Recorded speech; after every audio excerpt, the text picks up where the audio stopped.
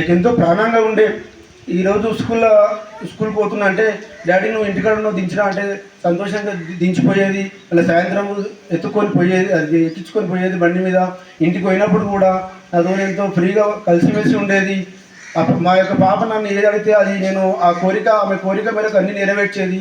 దానివల్ల డాడీ అంటే ఎంతో నాకు ప్రాణం అనే భావంగా ఉండేది. నాకు కూడా నా కూతురు అంటే ఎంతో అదిగా ఉండేది. ఈరోజు మా మధ్యలో లేకపోవడం చాలా బాధాకరంగా ఉంది. స్టేటస్ పెట్టుకొని అప్పుడప్పుడు బాధపడుతుంటాను. అదేవిధంగా నా యొక్క నేను చదువుకున్న పాఠశాలలో నా కూతురు నా పిల్లలు కూడా చదువుకున్నారు. అందరు పిల్లలు నా పిల్లలుగా నేను భావిస్తా. ఒకరు ఒక తీరుగానే నాకు మనం ఒక్కడనే మంచిగా ఉంటే బాగుండదు. సమాజంలో ఈ కార్యక్రమం చేయడం ఒక రకంగా బాధాకరంగా ఉంది, ఒక రకంగా సంతోషకరంగా ఉంది. ఎందుకంటే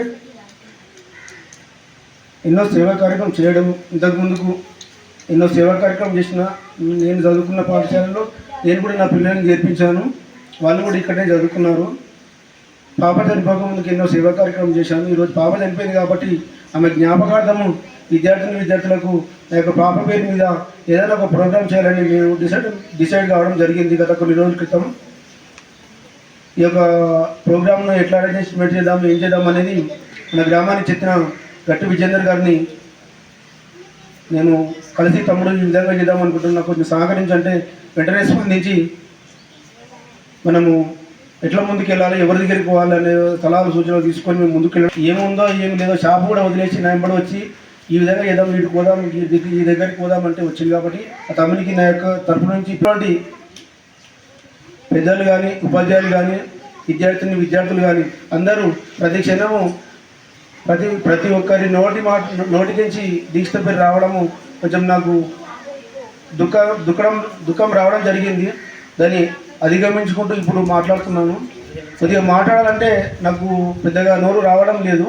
ఎందుకంటే నా యొక్క పాప నాకు ఎంతో ప్రాణంగా ఉండే ఈరోజు స్కూల్ పోతున్నా అంటే డాడీ నువ్వు ఇంటికాడ నువ్వు దించినా అంటే సంతోషంగా దించిపోయేది, అలా సాయంత్రం ఎత్తుకొని పోయేది, అది ఎక్కించుకొని పోయేది బండి మీద.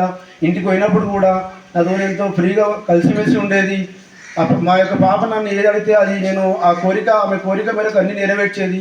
దానివల్ల డాడీ అంటే ఎంతో నాకు ప్రాణం అనే భావంగా ఉండేది. నాకు కూడా నా కూతురు అంటే ఎంతో అదిగా ఉండేది. ఈరోజు మా మధ్యలో లేకపోవడం చాలా బాధాకరంగా ఉంది. స్టేటస్ పెట్టుకొని అప్పుడప్పుడు బాధపడుతుంటాను. అదేవిధంగా నా యొక్క నేను చదువుకున్న పాఠశాలలో నా కూతురు నా పిల్లలు కూడా చదువుకున్నారు. అందరు పిల్లలు నా పిల్లలుగా నేను భావిస్తా. ఒకరు ఒక తీరుగానే నాకు మనం ఒక్కడనే మంచిగా ఉంటే బాగుండదు. సమాజంలో పేదలు ఉంటారు, ధనికులు ఉంటారు, అందరూ ఉంటారు. అందరినీ కలుపుకొని పోవాలనే ఉద్దేశంతో నేను కొన్ని సేవా కార్యక్రమం చేస్తుంటాను. నేను కూడా చాలా ఇబ్బందికరంగానే ఉన్నా, కానీ అది కూడా ఏదో మరి ఆ భగవాన్ వచ్చింది.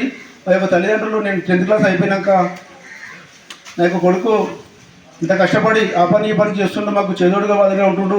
ఏదైనా ఒక చిన్న జాబ్ వస్తే బాగుందని వాళ్ళు కళలు కన్నారు. ఆ యొక్క కళలు ఆశలు అనేది కొన్ని ఏళ్ళ తర్వాత నెరవేర్చినందుకు వాళ్ళు కూడా చాలా సంతోషపడ్డారు. ఎందుకంటే నేను కార్యక్రమంలో పాల్గొంటున్న ప్రధానోపాధ్యాయులు మరియు అధ్యాపక బృందము మరియు విద్యార్థులు, అలాగే మా పత్రికా మిత్రులు, నా తోటి యువకులు, గట్టు విజేందర్ కానీ, భిక్షపతి కానీ, మిగతా హనుమంత్ కానీ, మిగతా గ్రామస్తులందరికీ పేరు పేరున నమస్కారాలు తెలియజేస్తూ, దీక్షిత మన పాఠశాలలోనూ మీతో పాటు చదువుకున్న ఒక విద్యార్థిని అనుకోకుండా ప్రమాదవశాత్తు చనిపోవడము ఆ యొక్క చాలా బాధాకరం అనిపించింది. ఆ రోజు దిమ్మెగూలి చనిపోవడము చాలా అంటే చాలా కోలుకోలేనంత అనిపించింది. హాస్పిటల్కి వెళ్ళినామేమో, వాళ్ళ ఇంటికి వెళ్ళినాము, అవన్నీ చూసినాము.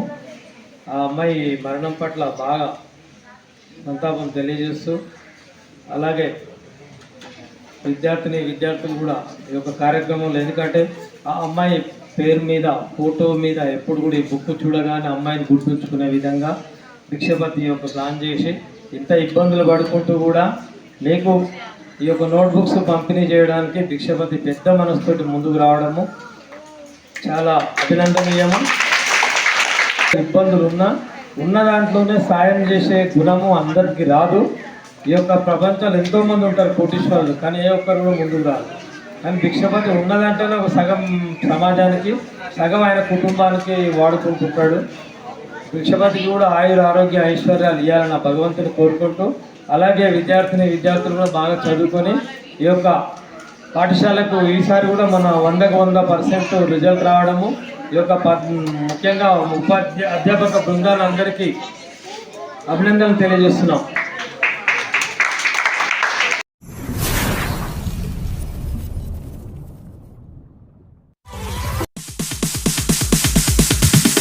Sorry, it's DJ.